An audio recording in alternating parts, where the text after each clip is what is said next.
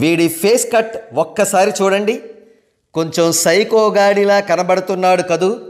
మీ అంచనా కరెక్టే. వీడు ఒక సైకోగాడని చెప్పి రాజకీయ విశ్లేషకులు అంటూ ఉంటారు.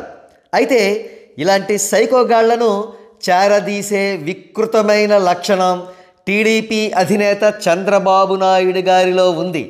పరకాల ప్రభాకర్ అనే పేరు గల ఈ సైకోగాడిని 2009 సంవత్సరంలో చంద్రబాబు నాయుడు గారు చేరదీసి మెగాస్టార్ చిరంజీవి గారి ప్రజారాజ్యం పార్టీలోకి టీడీపీ కోవర్టుగా పంపించారు. తన కోవర్టు జాబ్కి సంపూర్ణమైన న్యాయం చేకూరుస్తూ ఈ తుచ్చుడు ప్రజారాజ్యం పార్టీని దారుణంగా దెబ్బకొట్టాడు. చిరంజీవి గారి మీద, అల్లు అరవింద్ గారి మీద, ప్రజారాజ్యం పార్టీ మీద పూర్తి స్థాయిలో విషం చిమ్మాడు.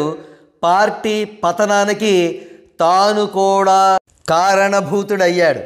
అయితే మెగా ఫ్యాన్స్ ఉసురు వీడికి మామూలుగా అయితే కొట్టలేదు. వీడి భార్య మరెవరో కాదు, సాక్షాత్తు union finance minister Nirmala Sitharaman గారు. ఆవిడ వీడి సైకోతనాన్ని భరించలేక వీడిని వదిలిపెట్టేశారు. దానితో వీడు ఒక పిచ్చివాడుగా, మానసిక రోగిగా మారిపోయి తన ఇంటి 4 గోడల మధ్యలో బందీ అయ్యాడు.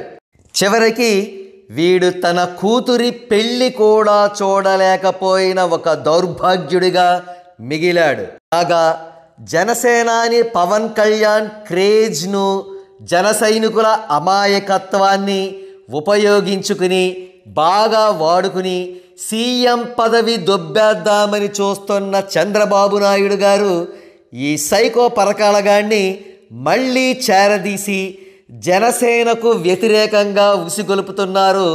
వీడి ద్వారా పిచ్చి పిచ్చి కాకి లెక్కలతో కూడిన సర్వేలు చేయిస్తున్నారు. ఆ సర్వేలలో జనసేనకు ఈడ్చి తన్నిన 10 ఎమ్మెల్యే సీట్లు కూడా రావడం లేదు. కానీ చంద్రబాబు నాయుడు గారు, ఇది ప్రజారాజ్యం పార్టీ టైం కాదు, ఇది జనసేన పార్టీ టైం. పవన్ కళ్యాణ్ మీద ఇటువంటి నక్కజిత్తులు చెల్లవు, అది గుర్తుంచుకోండి అని తీవ్రమైన వార్నింగ్ ఇస్తున్నారు జన సైనికులు.